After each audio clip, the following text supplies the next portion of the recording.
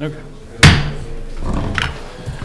Good evening and welcome to the Paris City Council meeting. Today is Monday, October 27th. It is now 5:30 p.m. and this is the regularly scheduled meeting of the Paris City Council.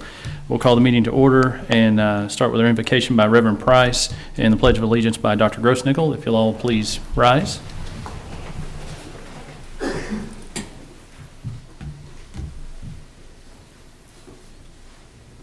Bow your heads, please. Heavenly gracious Father, we come together today asking that all minds work according to His one. As this leadership of the city of Paris be as one-minded. May come together, Father, and be thinking alike and feeling alike. It's a blessing you place in our life for each and every day. What a place we live and everything else. For thank you in the name of your Holy Son, Jesus, amen. I pledge allegiance to the flag of the United States of America and to the republic for which it stands, one nation under God, indivisible, with liberty and justice for all.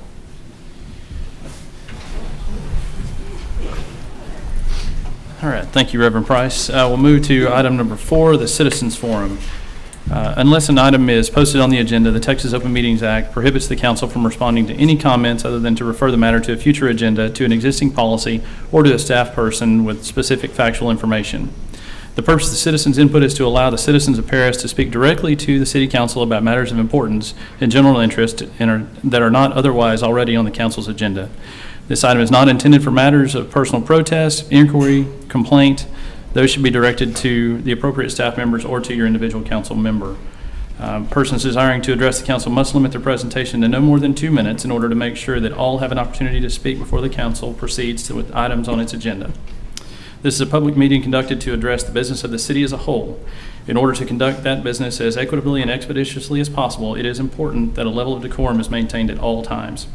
Claims against the city, council members, employees, or other citizens, as well as individual personnel appeals, are not appropriate for the Citizens Forum. Citizens should not speak from their seats, but only from the podium after signing in and identifying themselves for public record. Citizens should not participate in loud cheering, applause, catcalls, or other disruptive behaviors that make it difficult for others to hear or otherwise participate fully. If necessary, the City Council may convene into executive session under Chapter 551 of the Texas Government Code regarding any items on this agenda. With that said, the Citizens Forum is now open. If you'd like to speak, please come sign in and tell us your name and address.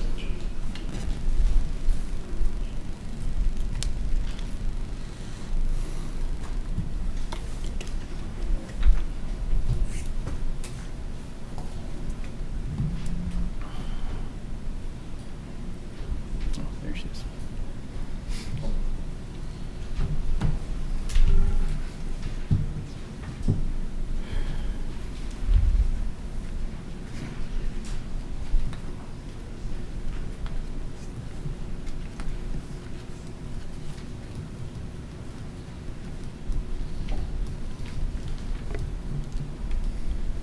Hello, can you hear me all right?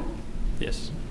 My name is Sue Lancaster. I reside at 1020 Bonham Street, and I stand before you to protest. I am protesting a statement made by a board member at the PEDC today saying that I have repeatedly called for the FBI report of the Diefenbach. That is not the case. It is a bald-faced lie. I have never asked for it. It's perfectly provable by both minutes and the recordings in this council. And I asked for an apology, and I deny that that has ever happened. I'm very upset about it. Mr. Wilson needs to apologize. Thank you.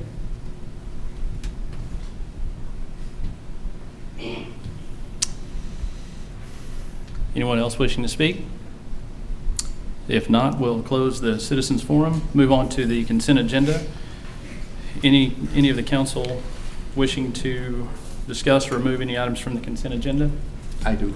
Dr. Ashmi? Yes, three of them actually. And these are just questions which I need answers to. Okay.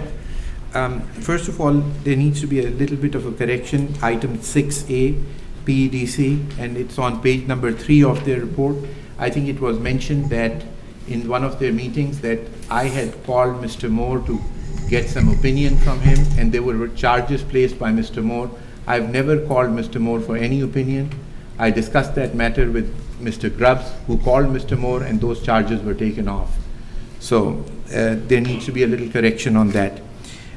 Number 2 is a question for he's not here today. Maybe the city manager can answer.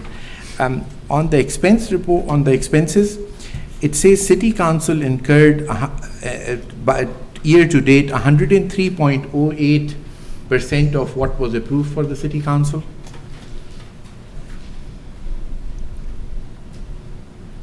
And I want to know, how did we exceed and where did we exceed on? Off the top of my head, I do not know. I'll research that and get that to you tomorrow. Okay. All right. The third is on item number 10, which is approve a resolution authorizing lease purchase agreement with Liberty Bank for purchase of the engine. If we can, let me just get to that page for 1 second. If we look at Exhibit A, where it says emergency group for the fire truck, it says prepay discount $26,253. And I think the resolution that we have says that we are going to get in at 3% interest rate, correct? My question is, and the payments are due starting 1st of October 2015. Correct. If we prepay, are we going to incur that interest from the bank? If we what now? If we are prepaying for the fire truck to get this discount, are we paying the bank the interest We'll for pay that period, We'll pay the bank the interest, yes. for that time period of prepayment? Correct. And that amount is less than the discount that we are getting, Yes, right? right. 3% banker, it'll be less, right? Well, On 617,000. well, 3% of 608. It's about Okay, 9,000, right? It would be about 9,000. a month, Well, no, 9,000 should be a year. 3% of 600,000? Yeah. That's that's over 18,000. Yeah, that's Right. 18,000 for a year. So the interest is 18,000. Yeah, I'm sorry, I Okay. meant 18. So you're not 1,000, roughly 1,500 a month. Okay, and so we are paying, we are saving, we're still saving, what, $8,000 by prepayment? Right, right. The two things are not, I mean, they're independent of each other. The savings for the prepayment is to get the truck ordered now because it takes about 10 months to build, and that's with the company, and then the interest is with the bank, so we've got that either way. No, what I just was trying to calculate is that by prepayment, are we, the discount that we are getting, or you are saying that we will not be able to Yeah, it's not- order the truck if you don't prepay? Right, correct. It's not a wash, as you're saying, but Okay. but it's not going to be either way. Not unless we pay cash for it up front, which we don't have the money for that. Okay. Those are the only 3 clarifications I need. Okay. Yeah. Anyone else? I just want to know what, No, that's okay. what is number Thank you. 13? Mr. Plata, microphone is a little bit closer to you. Mr. Godwin, can you explain what number 13 is? Right. We're required to have on an annual basis, we have a professional management services agreement with a consulting contract to provide administration for CDBG, Texas Capital Funds programming and so forth.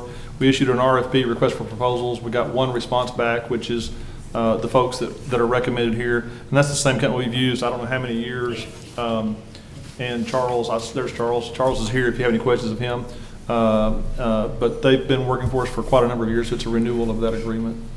Also, For example, we will use them on items 15 and 16. When we do those grants, those are the folks that help us apply for the grants. Then also when we get the grants, they're the ones that administer them, turn all the reports in. We don't have an in-house department that does that. great, that's, okay, understood. Thank you. Yes, sir. I'll make a Anyone motion else? to approve. Got a motion from Dr. Hashmi. Is there a second? Second. Second from Mr. Pickle. Any further discussion? All those in favor say aye. Aye. Opposed? Motion carries. Move on to the regular agenda. Janice, item number 14, please. Discuss and possibly act on the Paris Economic Development Corporation investigation.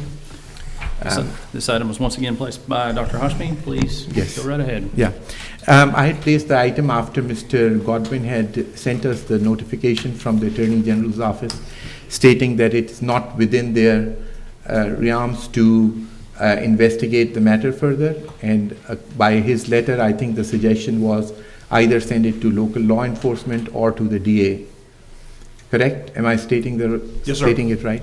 And so my suggestion on this is, and I'll make a motion that the matter be referred to the DA for further investigation if he so desires.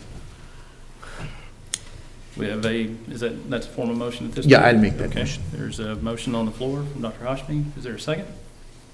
I'll Can- second. Got a second from Ms. Lancaster. Any further discussion?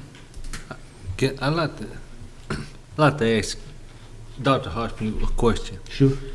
You know, I wanted the Attorney General to look at that because I wanted somebody outside that hadn't had no involvement. But and I'm not saying I'm against this, but do you think people are going to be satisfied with what the DA from this? Well, I mean, I think it's not a question of satisfaction of people.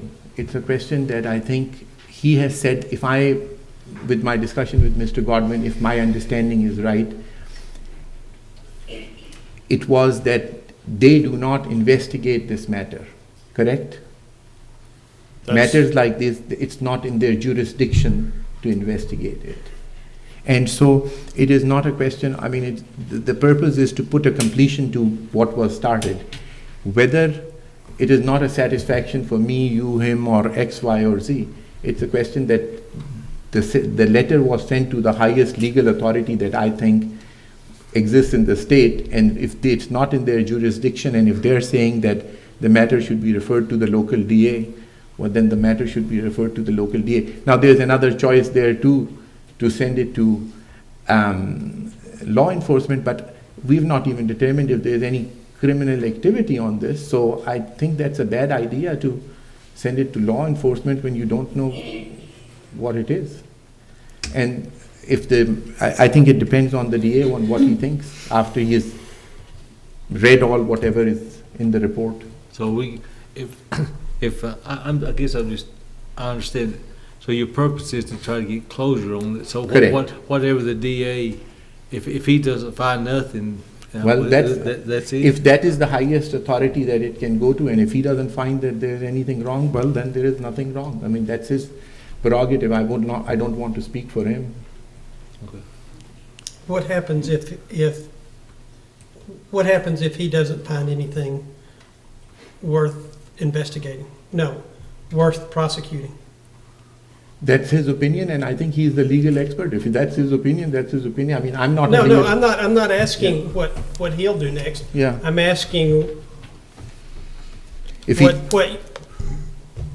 what you're prepared to do if he does not want to prosecute anything on the investigation. it is just like saying that what if the Attorney General didn't want to prosecute? If the Attorney General didn't think that it needed to be We already knew prosecuted, that. well, then it didn't need to be prosecuted. Okay? So they are So the my- legal experts, and if it's referred to them, and if that's their opinion, well, then that's their opinion. Right, and I'm not, and then, what, are you saying that if they say that, are you saying that you're through with Edwin, any,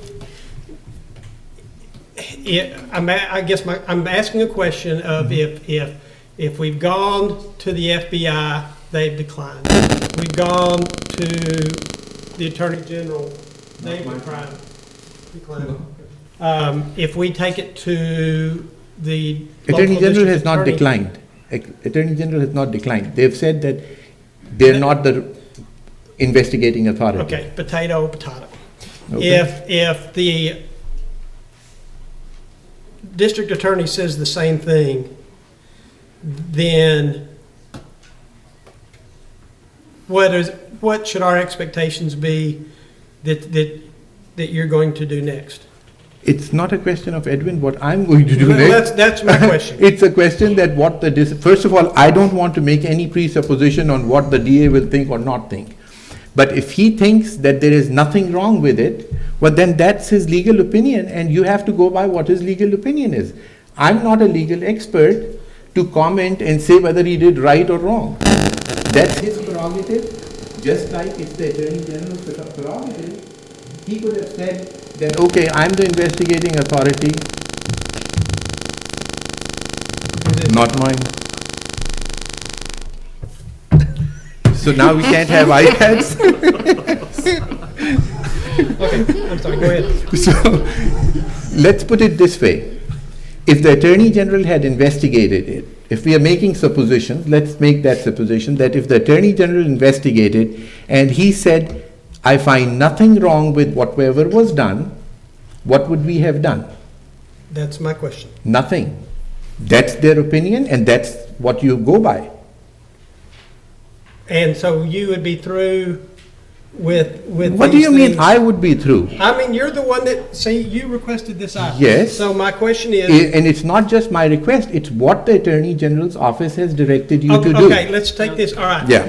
No, I don't think that's what he said to do. Well, read the letter. I've got it right here. Can you read it, please? Let's see, you're talking about the email from Mr. Godwin? No, not the email from Mr. Godwin, the email From from that. Captain Gregory Lewis, right? Yeah. Yeah. Let's see. Mr. Godwin, my name is Captain Gregory Lewis. I'm the law enforcement liaison for the Office of the Attorney General. Your letter requesting an investigation of the PEDC was forwarded to me for review. I called your office and left a message for you requesting a call back. Please know that in Texas, crimes like this are reported to local law enforcement and prosecuted by the county or district attorney with jurisdiction. In this case, it would be the Paris Police Department or Lamar County Sheriff's Office and Lamar County District Attorney. The Office of the Attorney General serves as a resource to those agencies who request assistance because of lack of resources or political issues. I suggest you contact your local police department or sheriff's office to file your criminal complaint. Please don't hesitate to call or email me should you have further questions or concerns.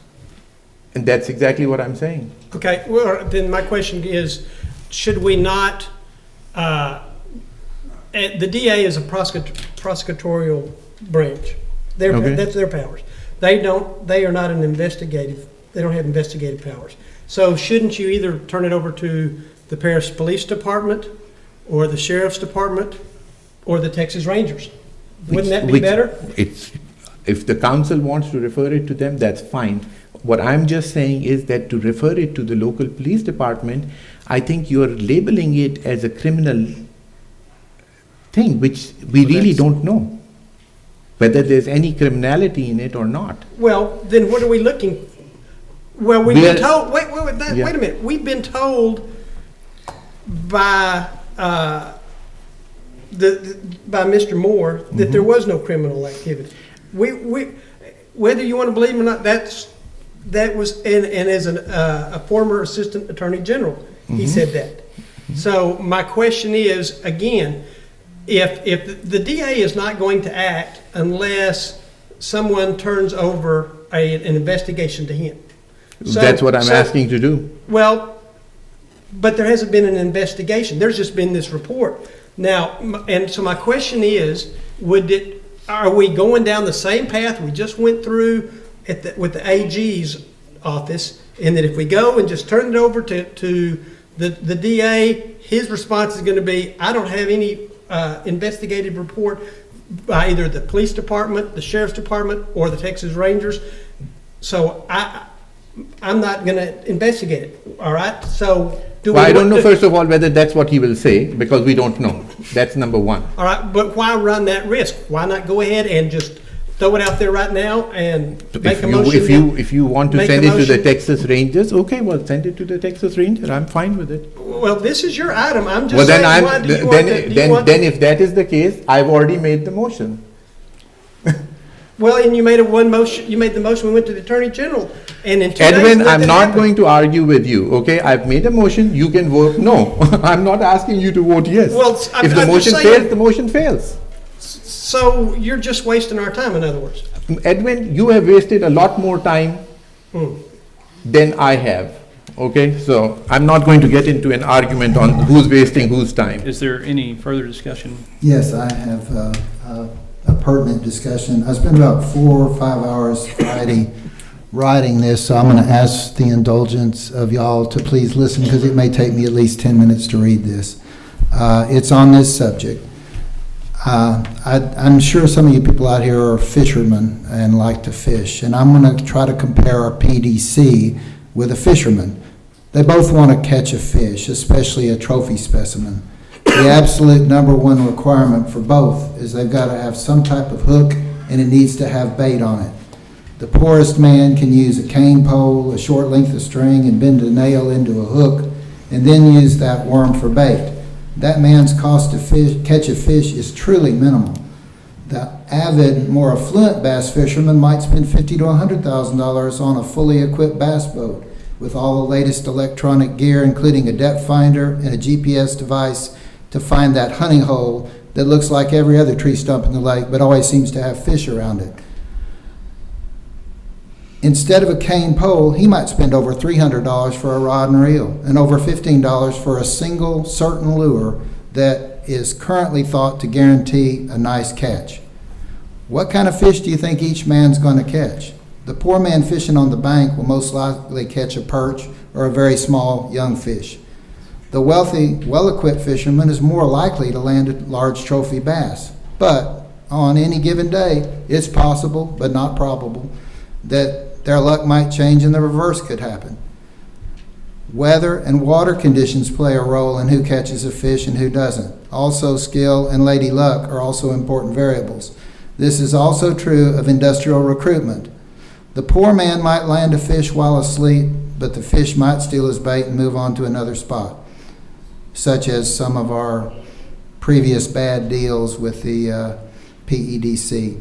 The better equipped fisherman might have the advantage but lack the skill it takes to set the hook and play the fish until it can be tired and netted. So in this case, money might have been spent and considered to be wasteful, just as in our current situation with the PEDC. But if the man has the money and the skill and the conditions are good, he'll more likely come back to shore with a fine catch. And this was the case we had in Paris with our PEDC until certain people decided to discredit, dismantle, and even eliminate a very successful recruitment team. So before we conclude that our EDC has been a total waste of money, let's be honest and look at the catches that were brought in during the tenure of Steve Gilbert during his role as director. Paris was given an award for being in the top 5 excellence in food processing by Expansion Solutions Trade Magazine. 2 of Governor Perry's big stories of 2012-13 were the largest business expansions in relocation and food processing, which were the 2 new Campbell Soup lines in the Skinner Bakery Company relocation. Paris was also named the 6th strongest micropolitan area in Texas, which is cities of 10 to 50,000, and 101st on a national list of 576 such cities. Additionally, while monies were spent, we received $410,056,000 in leveraged funds as follows. TxDOT widening of Highway 1924, $34 million. Texas Enterprise Fund, $1.8 million. Texas Skills Development Fund, $556,000. U.S. Department of Agriculture Revolving Loan Fund, $50,000. Private Corporate Capital Investments, $373,650,000. 625 new jobs were created or are promised to be created. The 2 new line expansions at Campbell Soup represent a total of $72 million and 120 new jobs. J. Skinner Bakery saved the old Sara Lee plant from being gutted, the equipment sold off, and a 90-acre facility empty, growing into disrepair and decay and becoming a huge eyesore on the loop. This project alone will bring in over 400 jobs eventually, and perhaps more.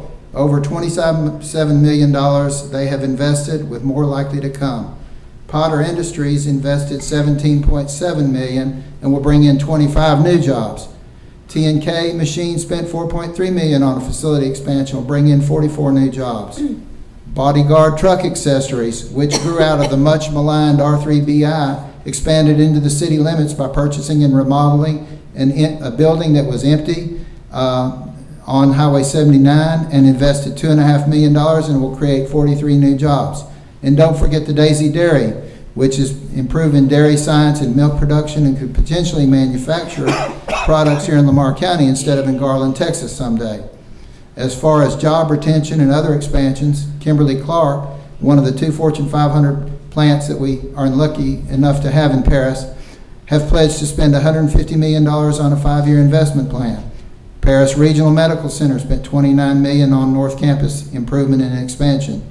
The Paris Lakes development, if it does come into fruition as recently promised, could bring in nearly a $75 million investment and an estimated 395 jobs in just phase 1 of several planned additions.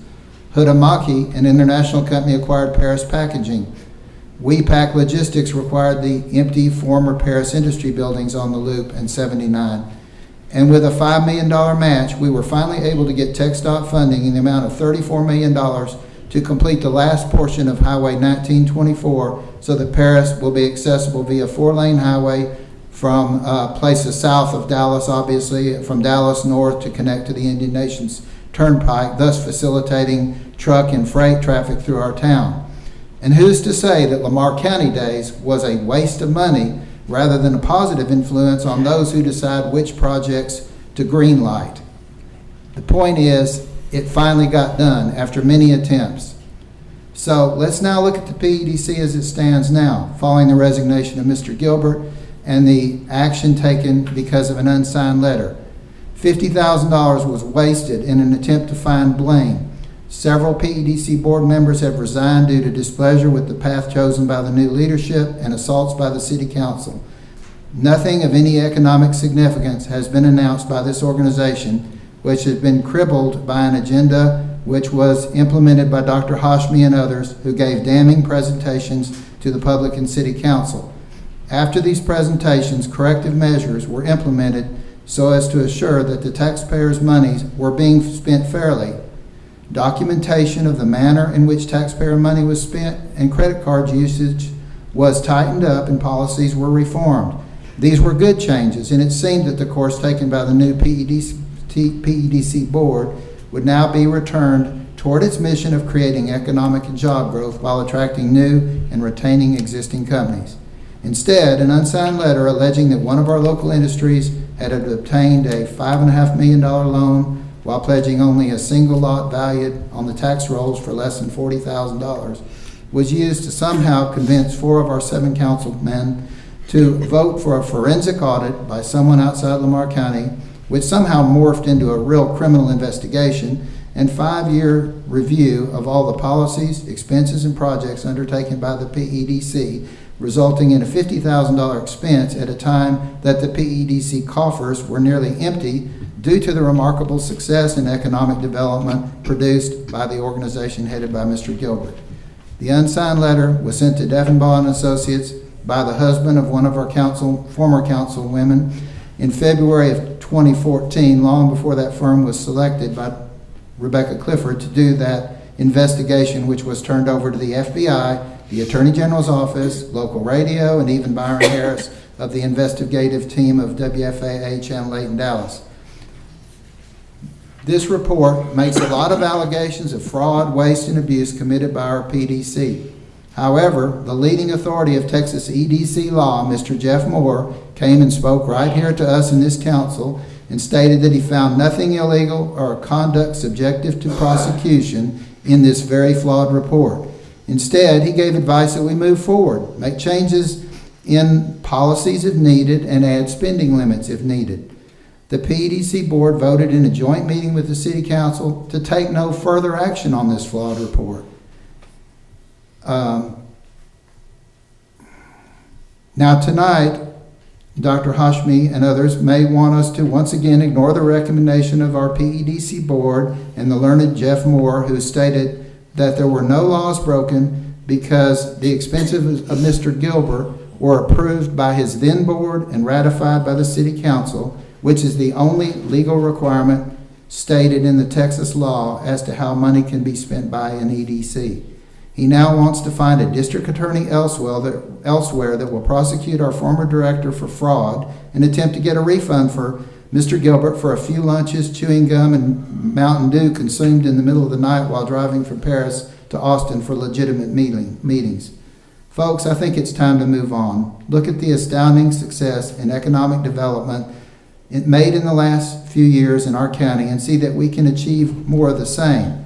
We've become the laughingstock of Northeast Texas, and it will be difficult to hire a competent new director who will want to come to work in this environment of assessing blame and punishing someone for his success. Some of the finalists selected to be interviewed for the position here have already asked that their applications be removed from consideration. Remember that Mr. Gilbert has not once been given the opportunity to defend charges made against him, many of which, if not all, are quite false. That is, unless you think that he could have and should have given an interview to a former FBI agent who was hired specifically to find fraud and turned over his report to the FBI without council approval. I believe that most of us, if put in a similar situation, would have declined to speak to those trying to get him.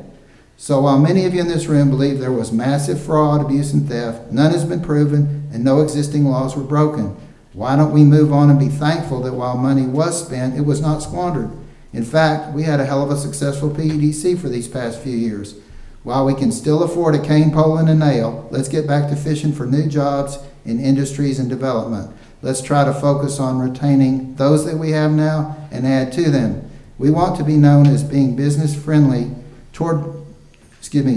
toward business rather than the city that wants to prosecute its business leaders and recruiters. So I wish you'd really give some thought to whether a district attorney is going to want to take on this case. They've got their plates full of much more severe crime than this, if there was any crime.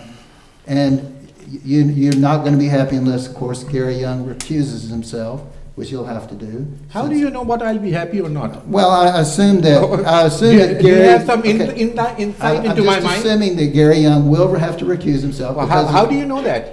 Well, because Sidney Young was a part of the incubator. We don't, So? that's not our purview to make that speculation. That's Okay. That's Mr. for him to Frierson, decide. I Most request likely. to respond for just a minute. I'm not going to No, take that's 10 fine. minutes, Okay. but I want to take literally 30 seconds.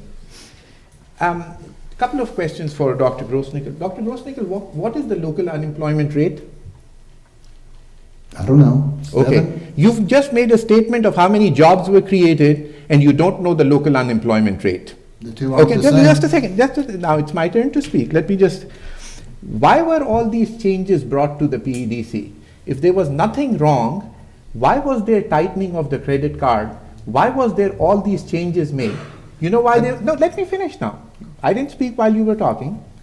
Those changes were made because we did some presentations and we found some problems. You were opposed to those presentations, you opposed them then, and now you're wanting to take credit that the changes were made. The changes were only made after we got nowhere by talking to Steve. And finally we had to present them, and finally those changes were made. So don't discredit me by saying that I had a personal agenda against anyone. No, we tried our best to bring about those changes. When those changes didn't come, that's when we made the presentations. And now you're taking credit that those changes were made and those credit cards were stopped and this, that, and the other. So please think before you say. You know, this is just a second. This is absurd to accuse somebody without even, you don't know the unemployment rate and you're quoting figures right and left. What knowledge do you have about new lines coming to Campbell Soup? What is your knowledge? Let's hear this. What is your knowledge? Who brought the lines to Campbell Soup? What was the contribution that Mr. Gilbert made, since that is what you have said? Let's discuss this. You know where AJ, I know that you claim that you No, have no, no, much no, I more to don't do claim with it than anything. he did. Yes, I'm you have. not- You've claimed no. it to me. And that's fine if you want to take credit for that. I am not wanting, I have not taken any credit. I'm not for- saying that Steve Gilbert himself brought all of these Okay, so potential when you are jobs talking and things. when you are giving a Okay. detailed account, Gentlemen. then please be Gentlemen. accurate. Please, let's be civil Okay. about this, okay? I understand there's a disagreement here. All right, Let's- well, I'm going to finish by just saying, before you start talking, You need to have accurate information before you make accusations. And I'll stop at that. Wait, Sorry. we did an Just one more. investigation that wasn't an accurate information, and we're making a Mr. decision right Pickle, now. I'm not discussing this matter. Oh, I see, okay. I've made a motion.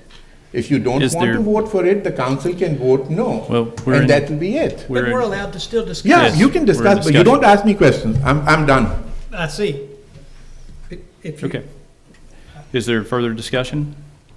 Oh, wait, I do have a question. If, and this is really of Mr. McKillier, if this goes to the district attorney and there are investigations that are initiated and they go beyond the report, the Deffenbaugh fiasco report, and they involve either current or past city council members,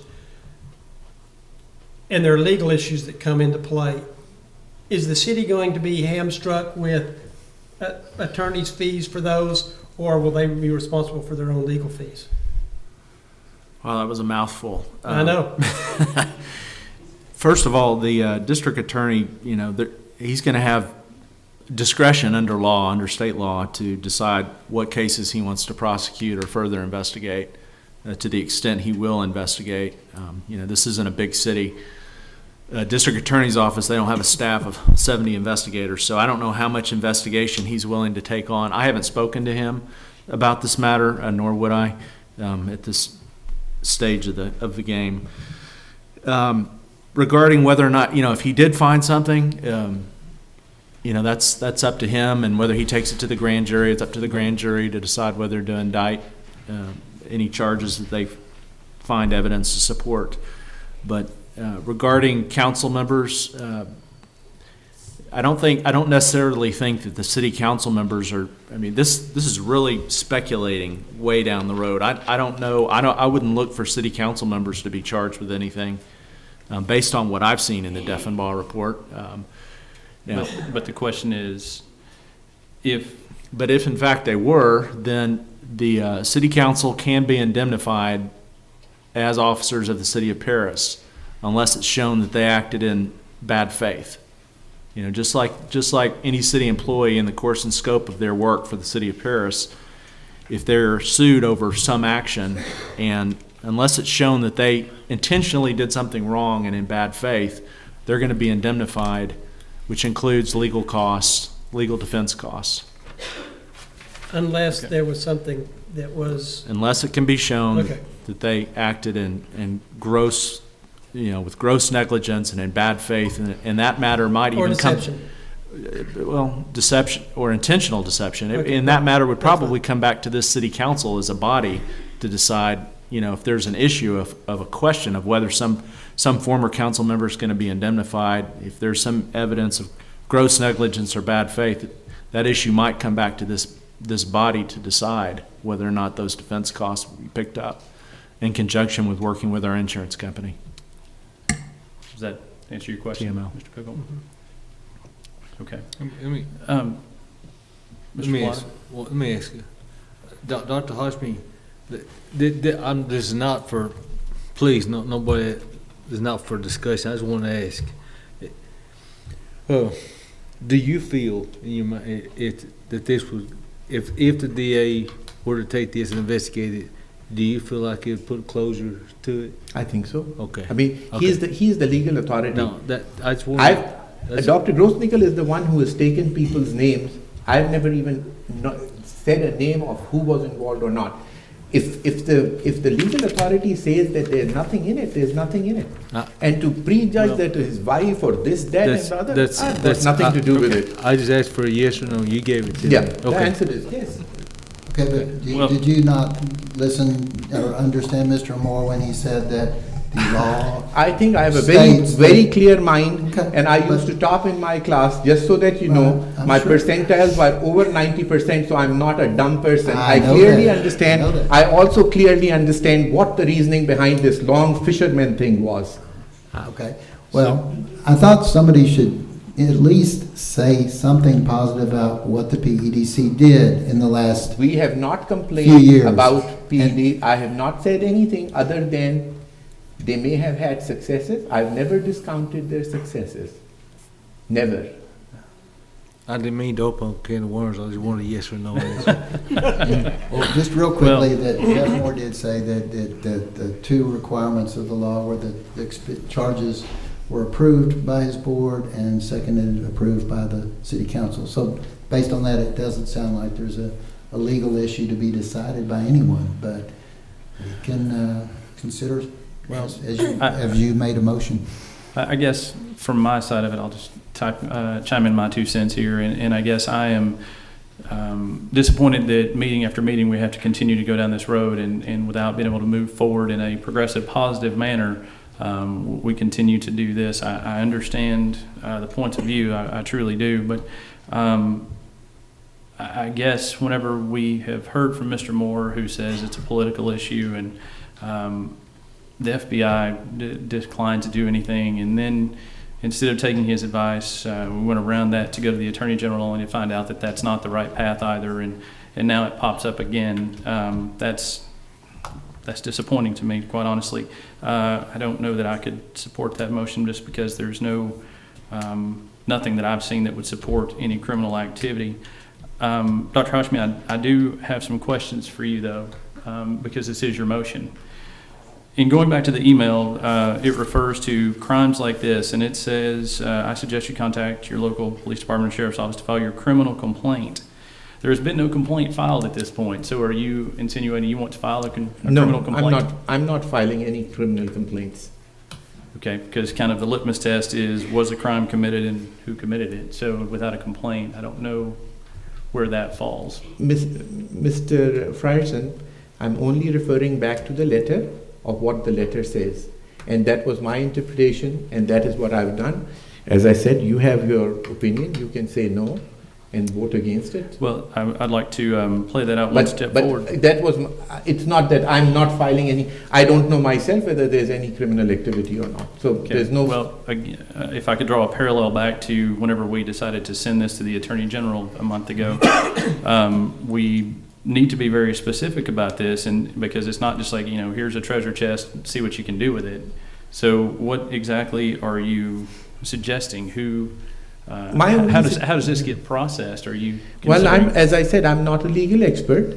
You ask the legal expert. If the legal expert is the DA, and if he says that this is the way to do it, or you're doing it wrong, or whatever, that's his opinion, Well, and we should count on what he says. Again, going back to that same issue, though, we can't just show up and say, tell us what you need. That doesn't work that way. We're going to have to present some information to You determine send some him sort the of same basis. report and let him see if there's anything in it. So that, just to clarify. Just forward the report to him, and, I mean, that's what I would do.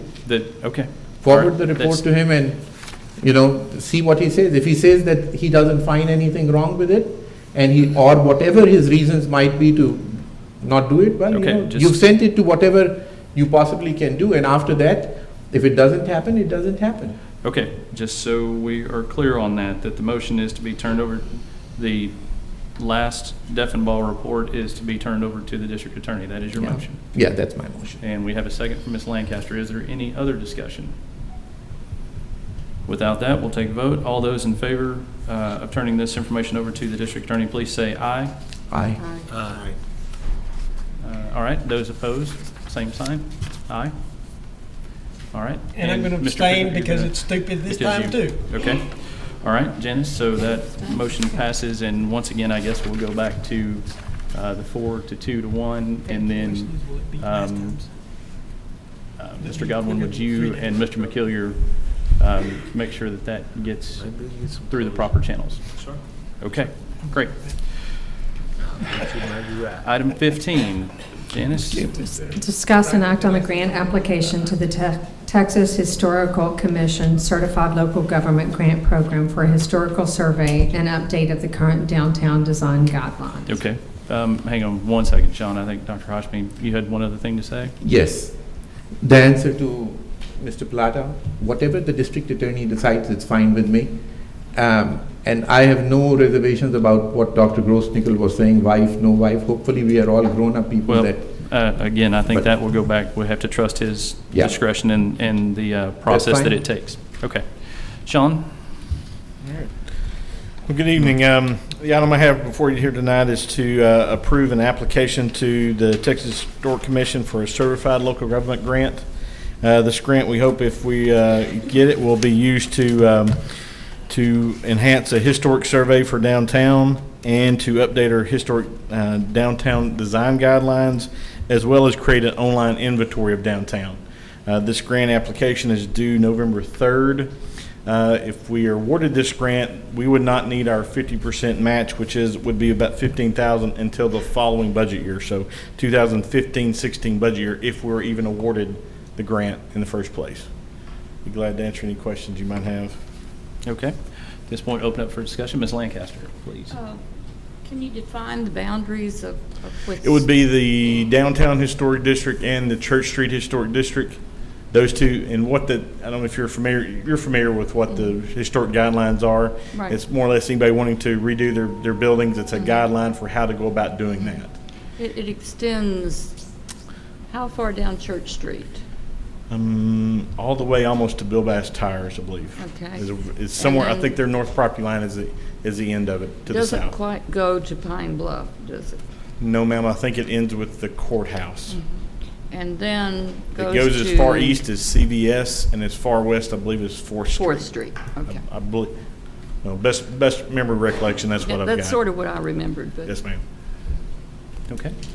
Any other questions from the council?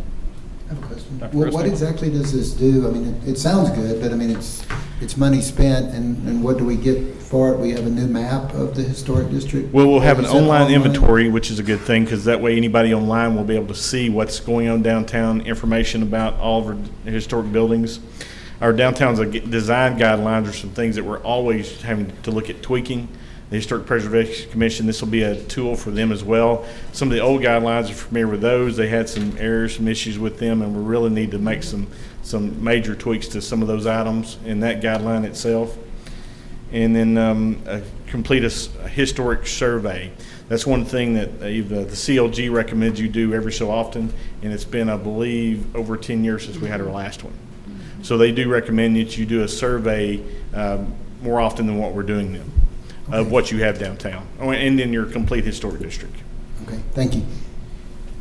Any other questions? I'll make a motion to approve. Okay, motion from Dr. Hashmi. Is there a second? Second from Ms. Lancaster. Any further discussion? If not, all those in favor say aye. Aye. Opposed? Motion carries.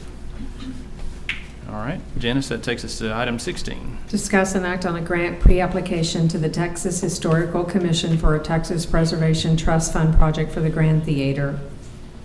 Sean, please. There go right ahead. again, we've got an opportunity to apply for a grant or a grant from the Texas Historical Commission Preservation Trust Fund. This grant is typically in the amount of about $30,000, what they've been awarding, which does require a 50% match. And one of the things that we've looked at is, I know there's been some interest in the Grand Theater and looking at continuing part of the cleanup process of the Grand Theater, potentially using this grant. And just like the previous grant, if awarded this grant, and actually this is I believe, a pre-application that is due this Friday, and then they will narrow the field down to a certain list, and then you'll have to submit a full-blown application, I believe in February, to apply. So there again, if awarded this grant, we will not need our match money until the following budget year, 15-16 budget year. Okay. I'd make a Any motion. question? Make a motion. Hang on one second, Mr. Plata. Dr. Hashmi, you want to state your motion? Yep, motion to approve. Okay, have a motion to approve. Is there a second? Second from Ms. Lancaster. Open up for discussion. Mr. Plata? I just wanted to ask, all I wanted to ask was, you said it's gonna be cleanup work. Is it, I think Sherry Bedford was speaking about this. Did the roof cave in? Oh, yeah. Several years, Yeah. several years ago, yes, sir, So, okay, so. which we've repaired. Which is repaired. What this would be continue the environmental cleanup. You know, there's asbestos, mold, lead-based paint, you name it, it's pretty much in there. And this would be to continue that cleanup effort. Sean, you want to, approximately how much remains of When cleanup? we from the last we asbestos looked in at it, it particular? was around $200,000, but that's an old estimate. Right. That's about 2.5 years old or so. Okay. Okay, any further, Ms. Lancaster? Sean, do we have anything in the future that we know we're going to use this building for? Are there any plans or anybody interested in it? Do you want to address that, John? Yeah, we have, in fact, as recently as last month, had a meeting with a couple of potential developers, managers, owners, depending, and talked to them, I guess, 3 times in the 2 years I've been here. So there is interest in doing that. Their big deal is they want it to be cleaned up first because they don't want to Right. inherit, obviously, the environmental What issues. sort of plans do they have? Theater type theater. of things, Mhm. right. And not movie theater, although that can be done, but plays and so forth, that sort of thing, Plays, as well as okay. presentations, concerts, different kinds of things, but art stuff. Okay. Okay, any further discussion? Okay, we have a motion and a second on the floor. All those in favor say aye. Aye. Opposed? Motion carries. Item 17, Janice. Discuss and take action of drainage needs. This will be a 2-part presentation. Jerry McDaniel is here to talk about kind of where we are on drainage maintenance and so forth right now. He prepared a 158-slide PowerPoint, which you will not be seeing, I promise, at least not tonight. But he will talk about that, and we'll be talking about stormwater utility. We'll talk about that a little bit during the summertime. Bring that back to you in the next couple of council meetings to talk about that.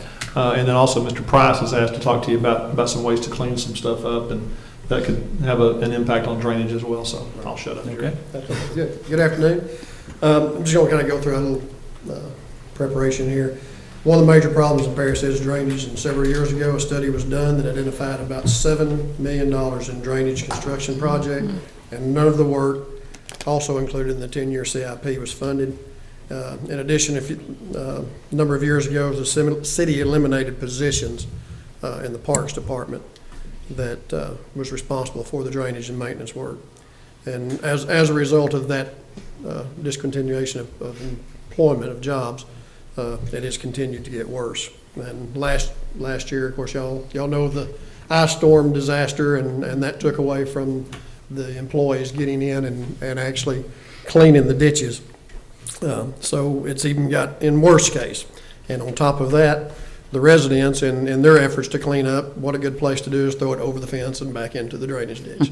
So, and part of the slide showed a lot of that. But so beginning September 1, Bill Lowranger and I talked about it, and we kind of got together and we formed a temporary drainage crew by utilizing employees from the parks. We have 9 full-time employees.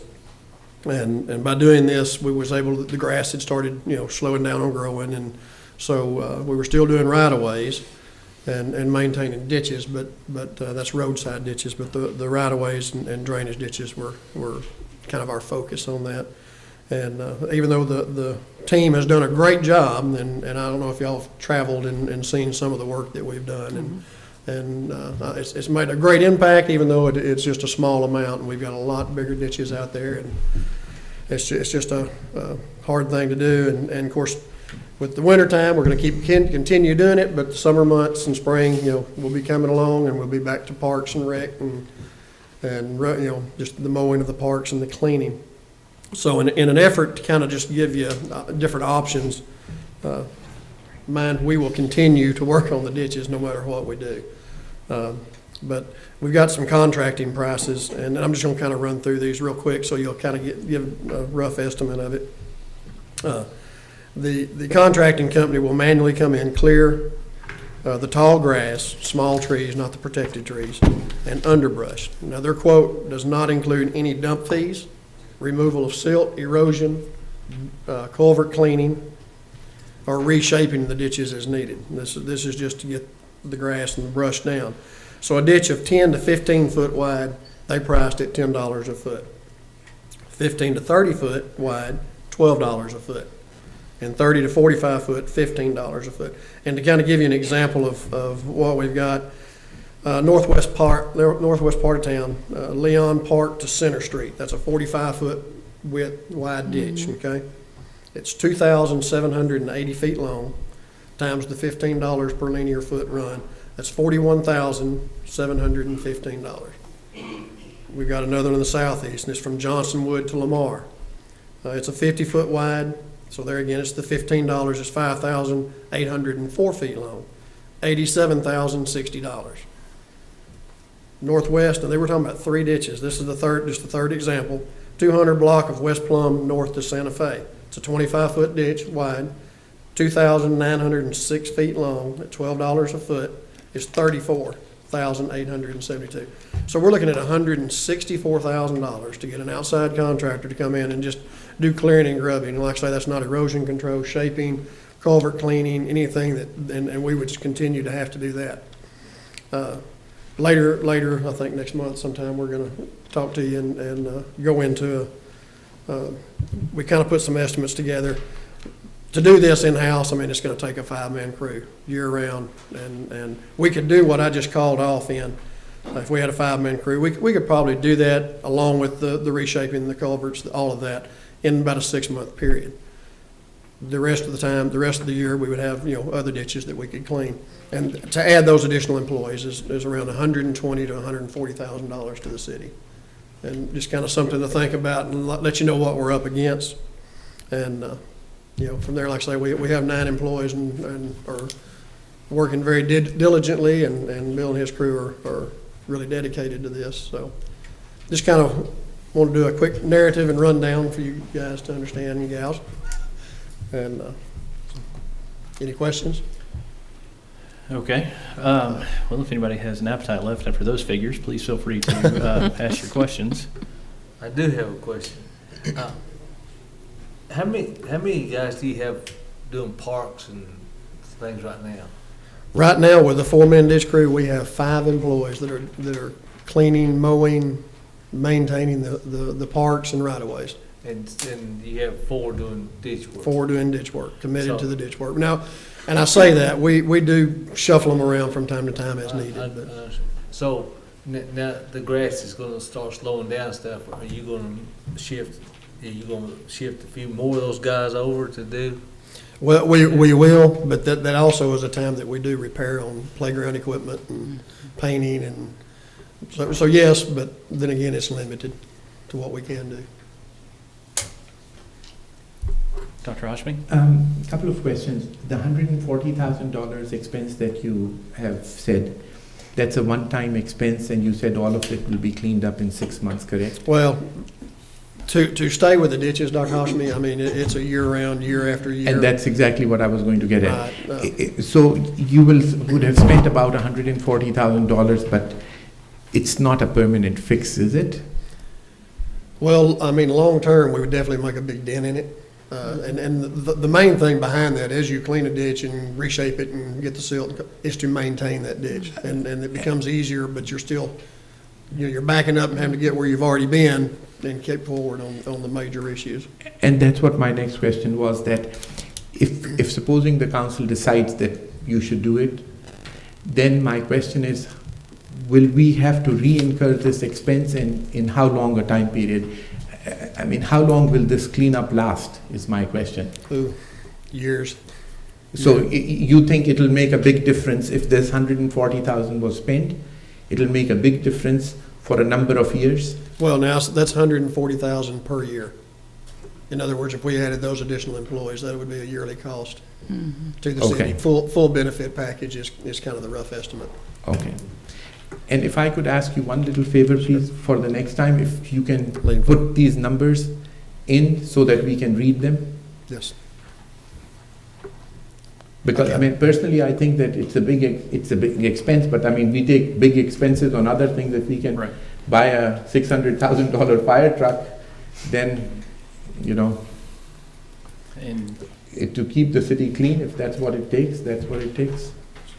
Thank you. Just keep it from flooding. Thank you.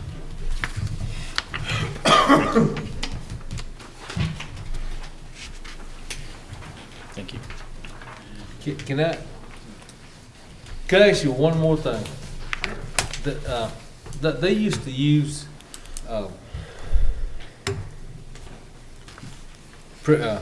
people from that were in Bottom State Prison for some stuff. Do they still do that? We've looked into that and haven't had a lot of feedback from that. Now, not the Bonham, but now county jail, by going, of course, we have to make our request through code enforcement. We have, and we've used this, matter of fact, as recently as today. We requested from them to bring in some prisoners that hauled brush from people's backyard to the front to where we could access it with our equipment and get it picked up and hauled off. And that's an effort in trying to help, at least get some of the residential properties clean that we can't get on and maintain. But yeah, I mean, that's definitely an avenue that, I know they've used it in the past. I don't know how recently they've done that, but. I can answer that for you. I've gone there and I've talked to them, and they're willing to provide, but if it's a one specific project that you have in mind, the warden said that he'll send people. But if it's an arbitrary thing that you say that, okay, now keep cleaning up the ditches all the time, that's not what they're willing to do. Just like when we started, we did get the loop cleaned initially by them, but now the city maintains the loop. So they're willing to come and do it. And the warden was very nice about it actually, but the thing about it is he said that please come with one specific project, just like I think they did the PDC building, correct? The roof? Yeah, I think they did a lot more renovations there than just the roof. Yeah, they did. They did.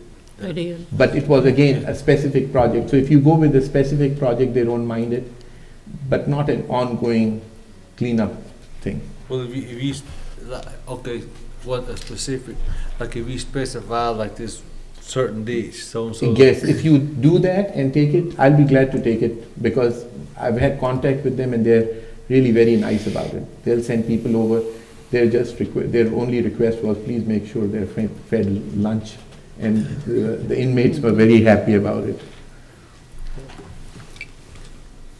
Any other questions for Mr. McDaniel or Mr. Price? I know, or Reverend Price wants to speak for just a moment if he's still, there he is.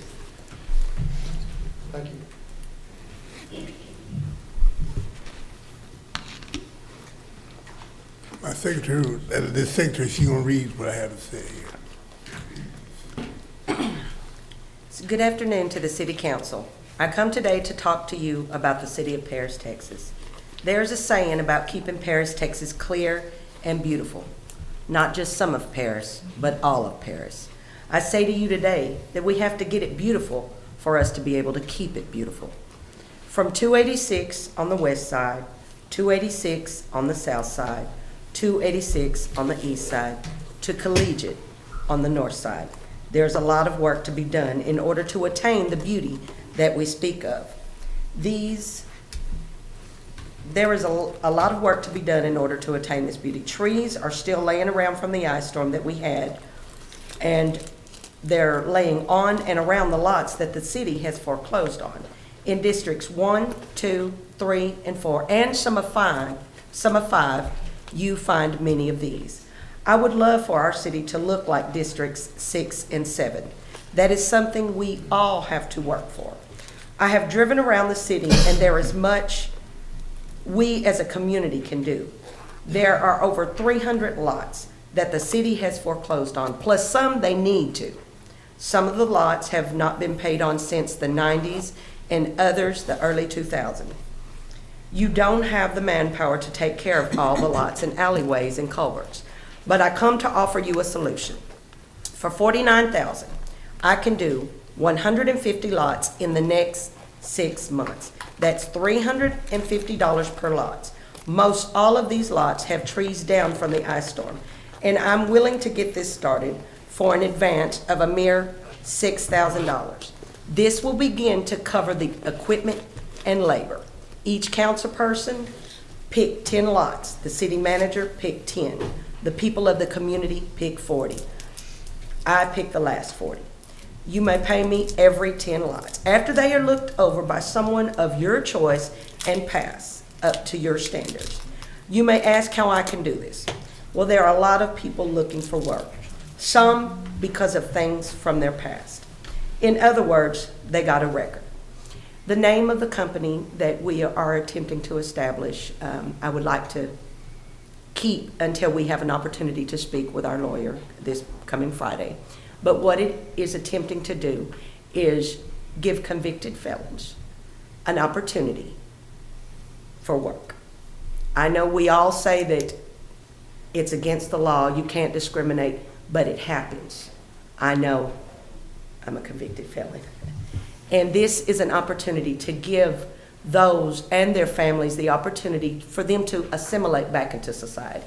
We've already been working crews, but and according to the invoices that I briefly added up from the city of Paris, we've almost and possibly have already passed that $6,000 mark. This is a way to save it, doing it lot by lot, bringing it all together, giving you one condition price up front to get us started with the manpower and the extra equipment that we need. I am now working at making this a 503c nonprofit organization. I want to be able to pay an hourly rate and not by the job as I do now. So I think it is a win-win for the city. People make money, they spend money. I also have a drug test policy in place. I have talked with the judges, probation people, and law official.